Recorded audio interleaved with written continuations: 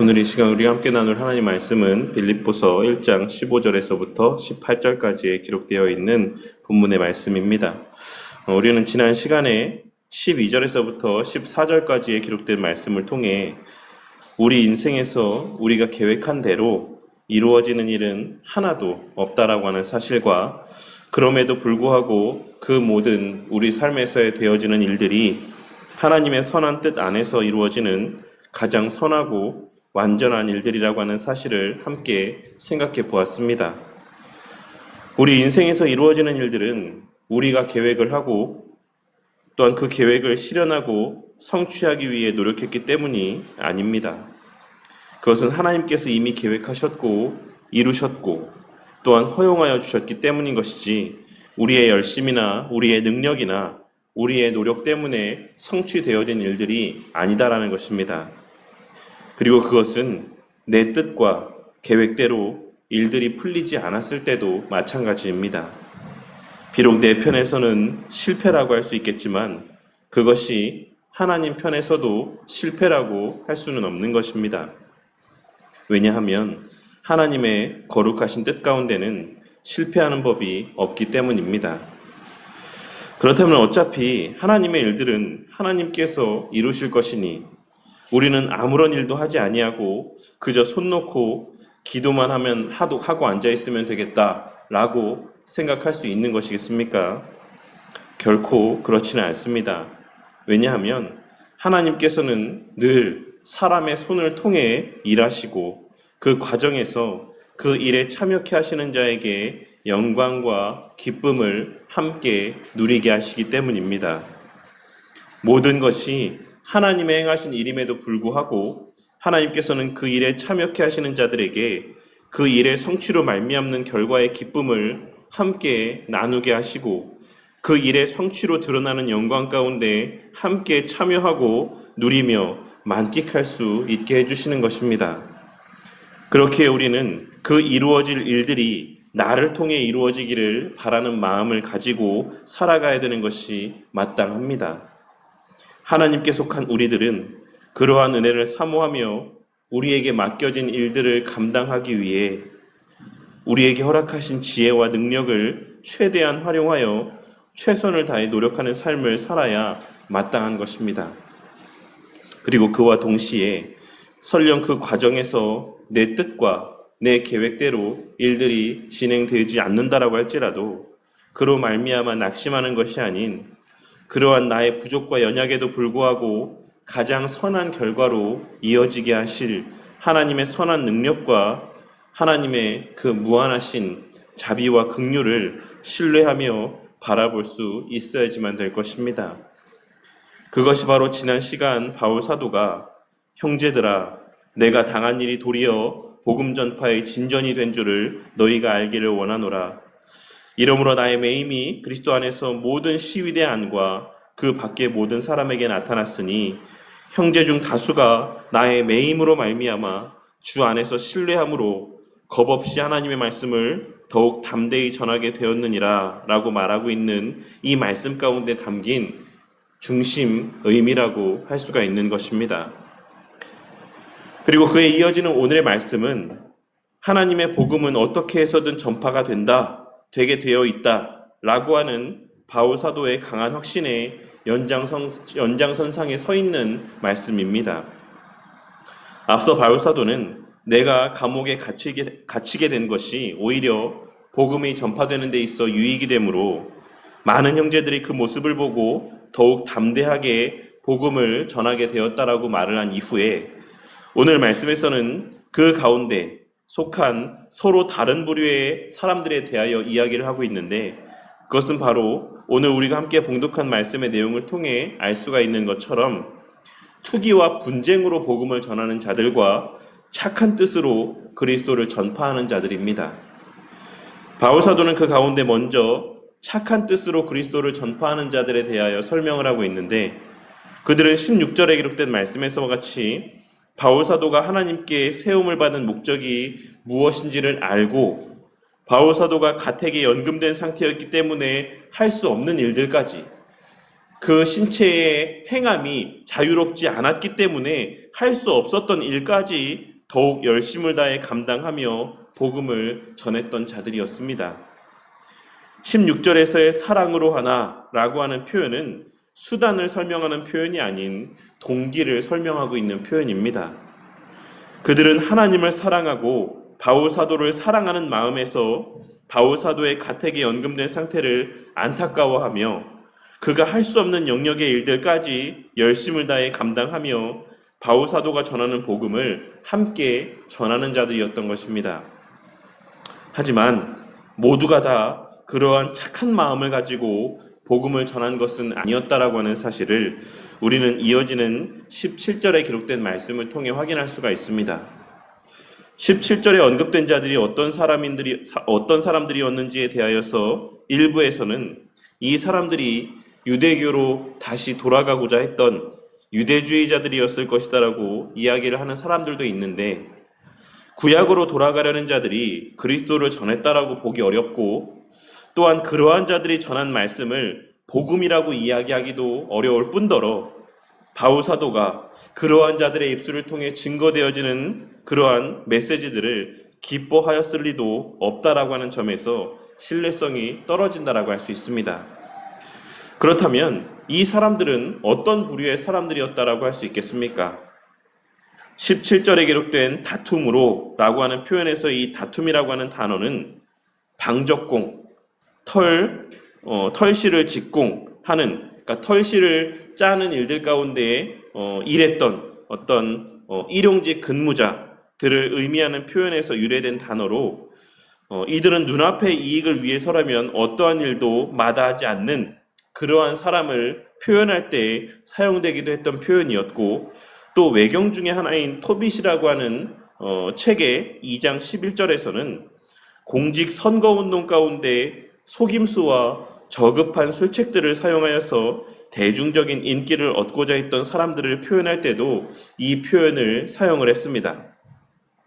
그러니 여기서의 다툼으로 그리스도를 전파하느니라 라고 하는 이 표현의 의미는 하나님이나 바울 사도와는 전혀 상관없이, 예수님과도 아무런 상관없이 그저 자신의 평판과 자신의 명예와 자신의 이익을 위한 목적에서 그리스도를 전파하는 행위를 의미하는 것이다라고 할 수 있고, 그러한 사실들을 고려해 보았을 때 이들은 유대주의자들이 아닌 그저 개인의 유익과 만족을 위해 복음을 전파한 자들이라고 보는 것이 더 합당한 견해라고 할 수가 있는 것입니다.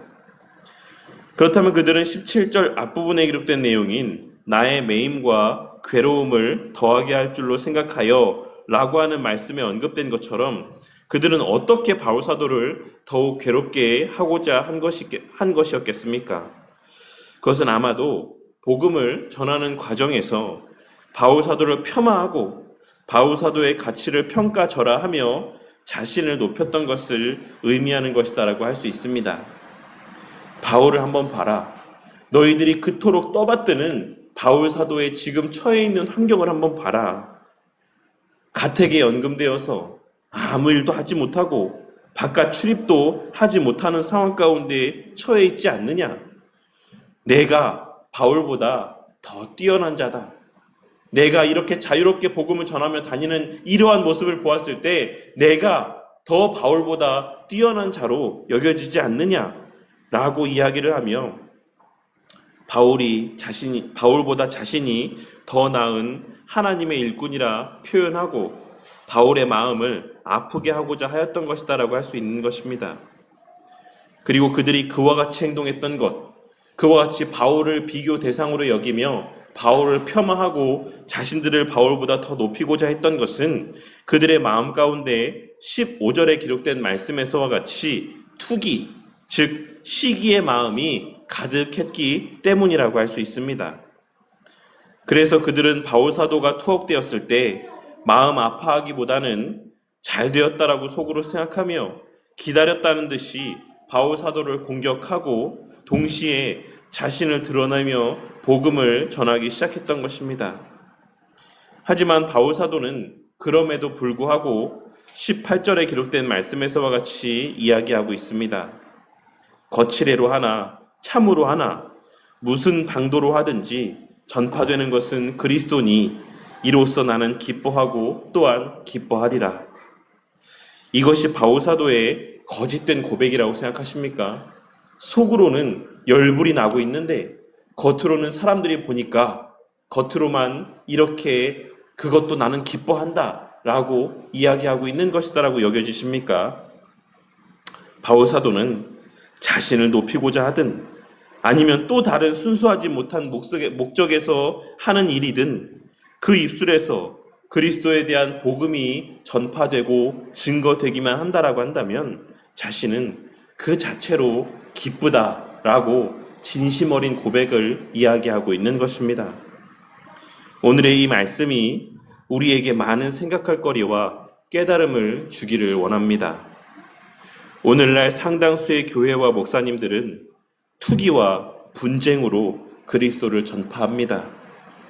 다른 교회가 성장하고 잘 되면 그 교회는 바른 교회가 아니라 사람이 많이 모이는 것이다라고 폄하합니다.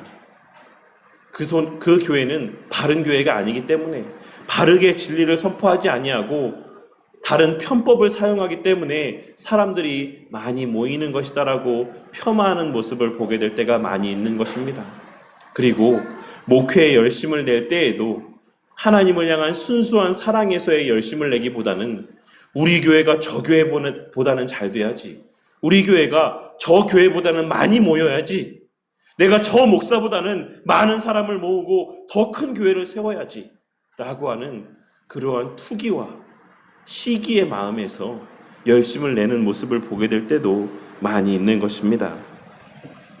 이단이 아닌 이상 복음이 전파되지 않는 오늘날과 같은 시대 가운데 불신자들이 교회를 오고 믿지 않던 자들이 예수를 믿게 되는 일들이 일어난다라고 한다면 함께 기뻐해야 되는 것이 마땅한 일임에도 불구하고 저 교회는 분명 잘못된 방법으로 사람을 모으고 있을 거야. 저렇게 해서 많이 모아봤자 아무런 의미도 없어. 저렇게 모이는 것이 무슨 의미가 있어? 라고 생각하며 함께 기뻐하기는커녕 그 가치를 폄하하기 바쁘고 혹은 책 잡을 것이 없는지, 저 교회에서 행하는 일들 가운데 책 잡을 만한 것이 없는지 살피기 바쁜 것이 오늘날 많은 교회와 목사님들의 모습인 것이며, 그러다가 그 교회에 어떤 힘든 일이라도 생기게 되면 겉으로 대놓고까지는 아니라고 할지라도 속으로 은근히 잘 됐다라는 마음을 갖는 경우도 너무나 많이 있는 것입니다. 봐라, 저 교회 봐라, 그렇게 사람들 모으기에 급급하더니 지금 저 교회 처한 상황을 한번 봐라. 우리 교회가 바른 교회다. 그렇게 사람들 많이 모이는 것 그거 중요한 거 아니다, 가치 있는 거 아니다 라고 이야기를 하며 자신을 높이기에 급급한 모습을 나타내 보일 때가 많이 있는 것입니다. 물론 바른 교리를 바르게 가르치는 것 너무나도 중요합니다. 어떤 교회들 가운데는 깊이 있는 바른 교리를 가르치지 않는 교회가 있는 것도 사실입니다. 하지만 그 교회에서 증거되는 것이 우리 주 예수 그리스도에 대한 지식이 맞다라고 한다면, 아무리 얕을지라도 아무리 가벼운 지식이라고 할지라도 그 교회에서 선포되어지는 것이 그리스도에 대한 복음이 맞다라고 한다면 그 교회에서 가르치는 가르침이 오직 예수님 믿어야지만 구원받는다, 우리의 구원은 오직 우리 주 예수 그리스도의 공로로만 주어지는 것이다, 거기에 우리의 노력이나 열심은 존재하지 않는다 라고 하는 등의 정통 교리에 근거한 가르침들이 맞다라고 한다면, 비록 그 교회에서 여러 세상적인 프로그램들이 진행되어지고 깊이 있는 교리 강좌 프로그램이 존재하지 않는다라고 할지라도 우리는 그 교회 자체의 가치를 폄하하고 비하해서는 안 될 것입니다. 더 나아가 그 교회가 망하기를 바라고 그 교회가 어떤 잘못된 일들이 생기기를 바라는 그러한 마음을 가져서는 더더욱 안 되는 것입니다. 오늘 말씀에서의 바울 사도의 고백을 마음에 깊이 새기는 저와 우리 모두가 되기를 바랍니다. 예전에도 말씀드렸지만 교회에 많은 사람들이 모이는 것이 우리의 자랑거리가 될 수 없는 것과 마찬가지로 교회에 많은 사람들이 모이지 않는 것도 우리의 자랑거리가 될 수는 없다라고 하는 사실을 늘 명심하고 살아가는 저와 우리 모두가 되기를 바랍니다. 하지만 우리 개혁주의 교회들은 우리가 많이 모이지 않는 것, 우리가 섬기는 교회에 사람들이 많이 모이지 않는 것을 마치 우리의 자랑거리와 같이 여기는 모습을 보게 될 때가 종종 있습니다. 바른 교리, 바른 진리를 가르치는 교회는 사람들이 많이 모이지 않는 것이 당연하다라고 생각하며 그렇게 자신의 섬기는 교회에 많은 사람이 모이지 않는 것을 합리화하고 자기 변명의 수단으로 사용하며 성도가 많이 모이는 교회는 무조건 부정적인 시선으로 바라보며 그저 책 잡을 것을 찾기에만 열심을 나타내 보이는 경우가 너무 많이 있는 것입니다. 하지만 오늘 말씀에서의 바울 사도의 고백을 기억하며 큰 교회, 많은 사람들이 모이는 교회를 너무 부정적으로만 보는 저와 우리 모두가 되지 않기를 바랍니다. 큰 교회도, 많은 사람들이 모이는 교회도 그 나름의 쓰임새가 있기 때문에 하나님의 허용하심 안에서 생기게 된 교회들이라고 하는 사실을 오늘 말씀을 통해 깨닫게 되는 은혜가 있기를 바랍니다. 그리고 그렇게 오늘날과 같은 시대 속에서도 여전히 많은 사람들이 한 공간에 모여 정한 시간에 예배를 드릴 수 있다라고 하는 사실에 대하여 함께 기뻐할 수 있는 저와 우리 모두가 되기를 바랍니다. 우리는 다만 하나님을 사랑하고 다른 교회와 성도들을 사랑하는 마음에서 서로의 부족을 채워가며 함께 협력함 가운데 하나님께서 당신의 백성들에게 맡기신 사명을 잘 감당해 나아가기만 하면 됩니다. 내가 서 있는 그 자리에서 우리에게 섬기게 하신 그 교회 공동체 안에서 우리에게 맡기신 그 일에만 집중하며 열심을 다해 충성하는 삶을 살아가면 되는 것입니다. 다른 교회에 많은 사람이 모이든 말든 내 주변의 교회들이 교회를 건축하든 말든 그것에 신경 쓰며 조급해하지 말고 너그러운 마음으로 하나님께서 행하시는 일들을 기쁨으로 바라보며 함께 하나님의 크신 나라를 세워가는 그 일에만 집중하면 된다라는 것입니다. 우리의 하나님 앞에 충성하는 과정들 가운데 많은 사람들이 모이게 하시는 것도 은혜고 그 과정에서 적은 무리만 모이게 하시는 것도 하나님의 뜻하신 바인 것을 깨닫고 서로를 부정적인 시선으로 바라보고 평가하기보다는 서로의 부족을 사랑과 긍휼의 마음으로 바라보며 서로를 위해 기도하고 무엇보다 우리 마음 가운데 투기와 다툼의 마음보다는 그리스도의 복음이 전파됨으로 인한 기쁨과 감사의 마음이 가득하기를 바라는 것입니다. 어떤 목사님이 예전에 사람들이 교회가 너무 많다, 많아도 너무 많다 라고 불평하는 소리를 듣고 이렇게 대답하셨다라고 합니다. 그 많은 교회의 자리에 술집이나 유흥시설이 들어온 것보다는 낫지 않습니까? 저와 우리 모두가 전도가 참으로 쉽지 않은 오늘날을 살아가는 이 시대의 교회와 성도들이 오늘 말씀에서의 바울 사도의 고백의 말씀인 거칠애로 하나 참으로 하나, 거칠애로 하나 참으로 하나, 무슨 방도로 하든지 전파되는 것은 그리스도니 이로써 나는 기뻐하고 또한 기뻐하리라 라고 하는 이 말씀을 마음 가운데 새기고 날이 갈수록 더욱 힘겨워져 갈 복음 전파의 걸음을 감사함과 기쁨 가운데 여러 동역자들과 함께 힘을 합쳐 힘있게 걸어가게 되기를 바랍니다. 얼마 되지 않는 교회 다니는 이들끼리도, 얼마 되지 않는 주님을 믿는 자들끼리도 늘 시기하며 투쟁하며 불평하며 서로를 깎아내리며 그렇게 다툼 가운데 그 길을 걸어가는 것이 아니라 서로를 존중하며 그 가치를 귀하게 여기며 서로의 부족과 연약을 위해 기도하며 함께 걸어가는 한국교회의 공동체가 되기를 바란다는 것입니다.